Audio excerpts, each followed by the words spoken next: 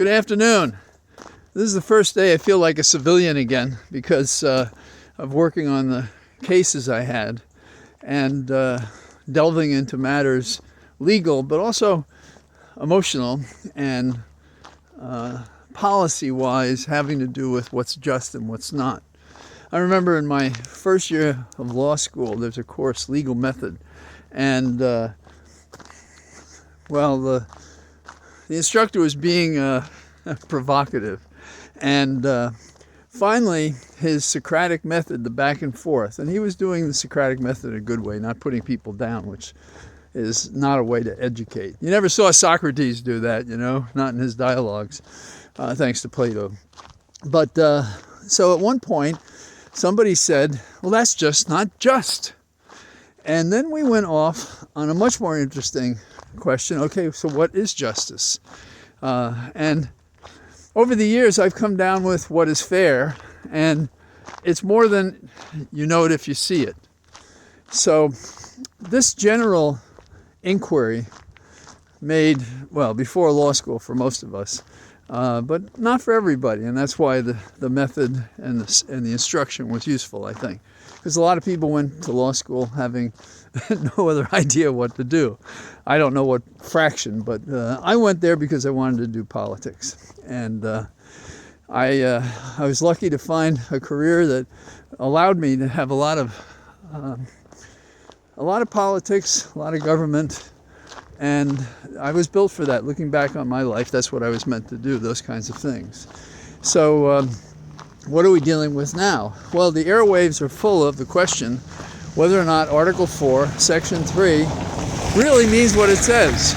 And the Supreme Court of Colorado says, yeah, it does. If you've taken an oath to preserve and protect our government, and then you go off and have an insurrection, that's it. Time's up. You are barred, according to the provision in the Constitution, from holding public office again. Now, I think it's instructive how it was done in Colorado, which is that they carefully considered whether or not Trump was involved in an insurrection. And so, unless one was on a long holiday without electronic means and decided not to know what was going on, we all know what Trump did. And it's not just justice. We know from the law, plain words, and we know from the action that fit those words, plainly obvious. And so it's not a surprise to us that the Supreme Court of Colorado said, sorry, fella, you're not going to be allowed to run in the primary. Now, it's not a surprise to us because we understand English, we understand the perception of what's going on, and if you don't have that, then you can't apply a standard to a situation, which is supposedly one of the things they test us with to see if we'd be any good at the law by the SATs. I guess it's the LSATs. It's been a long time since I thought about those. And so can you make those comparisons? And as a lawyer, you should, and the Supreme Court of Colorado did, and it's a split decision. And the bad thing about that is we see situations where, to borrow from Camelot, might makes right. And that if you can do it, and you have an outcome that you want, then you just seize it, and then you work backwards to give some bullshit explanation how you got there. But I much prefer the notion of what are the facts, what is the law, how do they compare? And that's a thing that you constantly go over again. It's like editing a document you write. You read one, you read the other, you read one, you read the other. One is the facts, one is the law, one is the facts, one is the law. And I guess for me personally, that became my habit as a law clerk. I did it, of course, as a law student. But when you're finally deciding real cases and you're giving your opinion to a judge, you're in a very different position. It's real. And so if you're responsible, particularly when you're getting your method, you agonize over it. So what does Trump say? Oh my God, that's unfair. I'm going to the Supreme Court. Now, his thinking, and many of the people I've seen online, are of the view, well, if he's going to this Supreme Court, this whole idea is dead. Why isn't it dead? Well, Justice Roberts is looking at his legacy. not hard enough for my money, but he's looking at his legacy. And that is, he does not want to be the Supreme Court that echoes the Bush-Gore decision, in which the Supreme Court decided a presidential race wrongly, purely politically. And I was working on the Hill at the time, and Republicans and Democrats didn't talk to each other. The Speaker of the House, Hastert, delayed meetings so that there was a chance that they would get along. But all that did was exacerbate the separation and division between them. So, what do we have here? What we have here is a Supreme Court that will either tip toward Roberts, if Roberts is really concerned about history, and what the Roberts Court will be described as when he's moved on, either retired or whatever, as we all disappear into the mist of mortality. And he will either persuade or not. But you just know, some of these people are as crazy as the ones you meet on the bus or waiting for your child at school, or as you're posting something in the local post office. You say, how the hell do these people think like that? The Supreme Court has those people. They think like that. And it's not that they're paying back. It's because they really did believe it. You know, when these people were screened to go to the Supreme Court, they were screened to do these cases the way they want to do them. So that's a possibility. Now, the Supreme Court could say, the state decides this. But the question then is, but this is a constitutional issue. They could duck that. They might not. And so, in the end, what do we have? Well, the best scenario is a unanimous court says that's the Constitution. There's been a finding. Get over it. That is like deciding this presidential contest by causing an array of chaotic events to follow. The chaos goes like this. If Trump is told he cannot run in, say, 20 states when the dust settles, or even just one that's a battleground state, then that advantages Biden, I suppose. But the advantage is not one improperly obtained. The advantage is one based on the Constitution and based on the fact the guy who's running for the president tried to steal that office the last time from Biden. So in the sense of what is justice? That is not justice. To reward the wrongdoer and ignore the Constitution as he wished it be ignored on January the 6th. So I think the path of justice is clear. The path of the Constitution is clear. The facts justify it. The actions of defiance by Trump prove it. And all the people who've told us what they told him to cement the intent of his misconduct is something that cannot be ignored. So, what is the court going to do?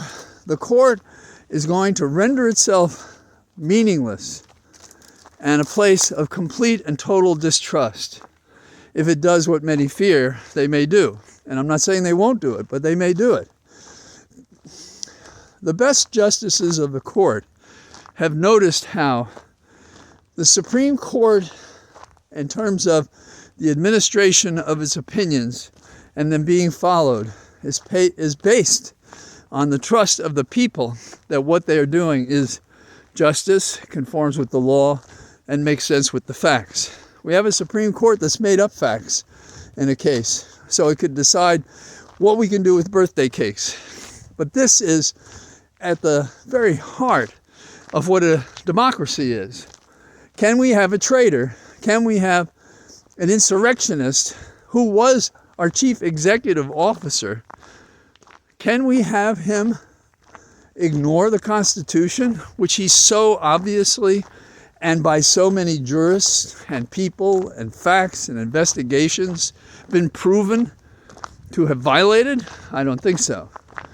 And this is a question of the biggest error we've seen in the last 5 or 6 years, which is the era of not forcing people to account for their actions. This is perhaps the most significant step in the entire proceeding. Now, years ago, I spoke about it and wrote things about it, and over the years, people have come around, I think with the increased pain to our democracy, to say, well, the Constitution has an answer. Let's follow it.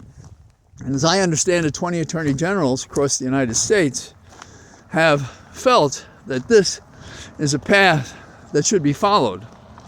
Now, as of this walking and talking to you, I think there are only 3 states that have lost their virginity on the issue. And the Carolina decision, the decision we have out of ski country, out of Colorado, is the only one to date that has said what I think has been obvious for so long. Now, what are the Republicans going to do? Well, Trump and the Republican Party in the state are going to go to the Supreme Court. And they have an alternative in place, they think. The Republican Party said, what he'll do is we won't have a primary. We will have a firehouse primary, which is, the party creates a structure in which someone is elected. I've always been against that because whether I would be advantaged or not, or the people that I would support, it's not supportable as being fair. And it becomes a clique, and there are only so many places that are open and so forth. But here's the bottom line. That does not cure the problem. It's barred from election.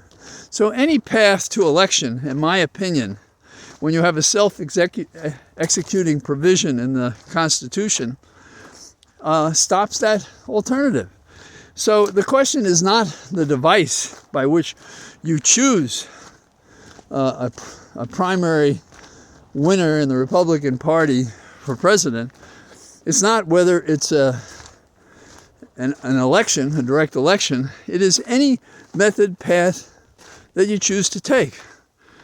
So the ignorance or desperation, or both, of the state Republican Party sort of resonates with everything else they do, which is based on a very simple principle.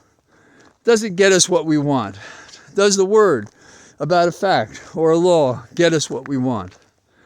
Now, I don't know about how others comment on these things. I see some of them, but I see no advantage in suggesting what's wrong with the court or the decision. Not when on balance, I think what they did was right. And I think we should not tutor our opponents who would bring down our nation as how they could better bring down our nation. So if I were tutoring Trump, I might have a lot of ideas, but that's why it would never work for him. Because his objective is not for some high ideal for the maintenance and preservation of our democracy and of our republic. It's to bring it down so he can be the traitor he is. And we don't want a dictator. So to help him with anything, bringing him a cup of coffee, shaking his hand, nodding your head, suggesting agreement, none of those things are acceptable. We should keep our eye on the prize, to borrow from civil rights fights. And our prize is to preserve and protect this nation from criminals like Trump and his minions. So, that's what I got to say today. And I have extra energy because I'm not wearing down my energy over writing the briefs that have been filed and are tucked away. So, I'm going to spend a couple of days becoming normal. Well, my normal. So, I say goodbye to you from the Cathedral of Trees, and we're in town, so I'll be out again. All the best. Bye-bye.